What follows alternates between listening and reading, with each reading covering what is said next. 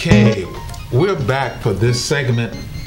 We're dealing with President Barack Hussein Obama, and my guest is Angela Roberson, who is quite investigative in this particular arena and quite articulate in communicating to us some facts that we need to know. The election is coming up, friends. And if we make the wrong decision, it won't be like 08. 12 is either you're reigning with Christ, that number is, government, or is hell, my friends. I mean, not in the lake of fire. I mean, where you live now. So the decision must be made based upon facts, based upon truth, based upon evidence. Sister Angela, good to have you here, and you've been laying it out, and you want to continue to give us some factual information to make a quality, intelligent decision when we go to the polls. And I'm hoping that people will be able to do that. Interestingly, people deify Barack Obama, the president, and for those reasons, even if you are a Christian, you find other Christians attacking Christians simply because they state facts. For instance, I already know the response that I will get, but I'm ready for that because I am a Christian, not an Obamian, if you will. Ooh. I'm a follower of Christ, and so I'm not at all shaken by that. But it's just interesting to note that so many people actually treat Obama like a deity, and when you draw the line in the sand, whether that's with abortion or with gay marriage or with him attacking the Catholic Church or with him making fun of Christians or with him mocking the Bible, all of which have been done and caught on tape, then they will say forgive him, but not deal with the fact that, are you a Christian? Certainly you're going to forgive him, but at the same token, it doesn't mean you have to like it and stand back and, be a doormat and not raise your eyebrow or inform people. The Bible says that my people perish for lack of what? Knowledge. And we shouldn't hate the truth and the truth about anyone. See, my ability to even accept salvation has to deal a lot with me being able to accept the truth of my sinful nature outside of Jesus Christ. So, interesting to note, in the book The Amateur that we were talking about, it also mentions how people deify Obama. And I have to get past this before I actually begin to talk about his first priority when he became president, and even before he became president, which was abortion, and then his second priority, which was eradicating God, religion, from the American public. And if you are a Christian, if that doesn't raise some eyebrows for you, something is absolutely wrong. Because right now in Greece, Christians are being crucified by the Muslim Brotherhood, and you don't hear an outcry. You don't hear anyone saying anything about it. Interestingly, in the book, and I believe I've got it here on page 63 in The Amateur, it just talks about just a few quotes from some people. Mm-hmm. And let's just talk about how ridiculous this is. Coming from non-believers, maybe not, but for believers to drink the same Kool-Aid is just absolutely ridiculous. It's an affront to Christ. It's asinine. It really is. MSNBC's Chris Matthews said, I've been following politics since I was 5. I've never seen anything like this. This is bigger than Kennedy. Obama comes along and he seems to have the answers. This is the New Testament. Newsweek editor Evan Thomas, in a way, Obama is standing above the country. Well, he certainly rules like he's standing above the country. Thank he's God, yeah. Mm-hmm. Above the world. He's sort of God. He's going to bring all the different sides together. Film director Spike Lee, you'll have to measure time by before Obama and after Obama. Everything's going to be affected by this seismic change in the universe. Who are we speaking about? We're speaking about a young man who was no different than the rest of us, except for the fact that he really doesn't share the American culture like most of us do. Yeah. Let me get in the flesh for just one moment. You can stir folk up with that kind of stuff. So, pardon me as I get in the flesh for just 15 seconds. I remember when I was black. I remember when I was colored. I remember when I was a Negro. I remember when I was African American. I remember all that. I can remember And if Barack Hussein Obama has the African American, black, Negro, colored reality, I don't. Now I'm out of the flesh, I'm back in the spirit. Okay, all right. You are pardoned. All right, let's talk about Barack Obama's first priority, and it always has been, and that is abortion. He's a big advocate of abortion to the point of infanticide. And I love the fact that, you know, this isn't me just talking. A lot of people know these things, but one thing about it, blacks shouldn't want to be ignorant, especially if you're sleeping with the enemy and if somebody's deceived you into supporting them when they have no love for you at all. During most of his 7 years in the state capital of Springfield, the Republicans were in the majority. And as was his custom at the University of Chicago, Obama was conspicuous, that is, by his absence. He was known for being absent, even in the Senate. That's what he's known for. He never showed up except to give speeches. So he hardly showed up at all, said Laura Anderson, who at the time served as deputy chief of staff to the Republican leader of the Senate. He didn't even show up on picture day, and he didn't go to committee. He had no interest in the process or in the learning process of being a good senator. He had no interest in government itself. He just wanted to stand on the Senate floor and give speeches. Obama did, however, have an interest in opposing a law that would have banned late-term partial birth abortions, a gruesome procedure that was once documented by the late New York Senator Daniel Patrick Moynihan as being too close to infanticide. All across the state of Illinois, people were riveted by the controversy, and this I find interesting. There is a cartoon courtesy of the Chicago Sun-Times. It ran, and it shows God reaching down from heaven, pointing into a baby in front of Obama, who is holding a sign that reads "Live Birth Abortions," and yelling at God, "You keep out of this."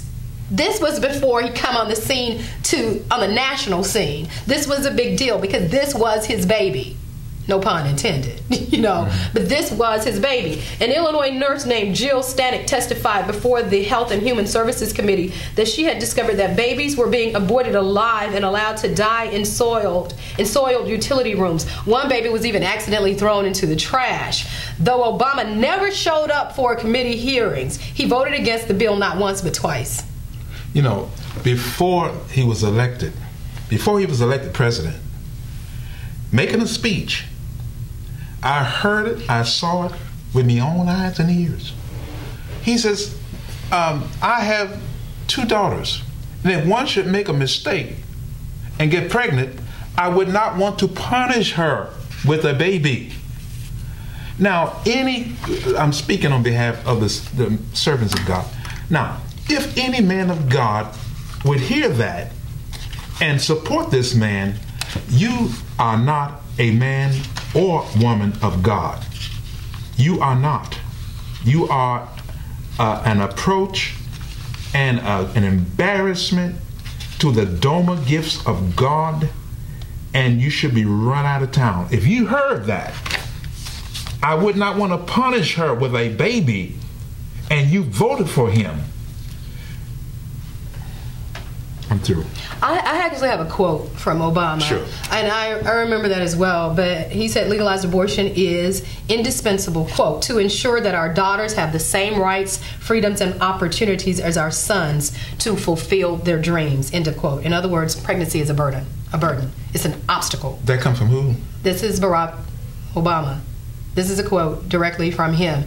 And so pregnancy now is a burden. It's an obstacle to your dreams. So abortion is for convenience in this sense. Okay, that's another 10,000 people that changed their vote right there. Okay, I just know it. 10,000 changed their mind right on that note right there. Thank you. But let's just take a look. I've enumerated some of the things that he's done since he got in office. And you said that before he got in office, you heard something that got your attention. Well, I remember when he railed on people who had guns, who were clinging to their guns and religion. And I thought, wait a minute, you're a Christian. Why would you say something like that? So, January 2009, President Obama, nominee for Deputy Secretary of State, asserts that American taxpayers are required to pay for abortions, and that limits on abortion funding are unconstitutional. January 2009, Obama lifts restrictions on U.S. government funding for groups that provide abortion services or counseling abroad, forcing taxpayers to fund pro-abortion groups that either promote or perform abortions in other nations. February of 2009, Obama announced his plans to revoke conscious protection for health workers who refuse to participate in medical activities that go against their beliefs, and fully implement the plan in February. He fully implemented it in February of 2011. March 2009, the Obama administration shut out pro-life groups from attending the White House-sponsored health care summit. March 2009, Obama orders taxpayer funding of embryonic stem cell research. March 2009, Obama gives $50 million to the UNFPA, the UN population agency that promotes abortion and works closely with the Chinese population control officials who use forced abortions and involuntary sterilizations. This goes on and on. I mean, there are more. Well, let me say something, because whereas some people ought to be, many people, everybody ought to be stirred up as Christians, ought to be stirred up behind those comments. But I was with a group one time, and we went down to Haiti.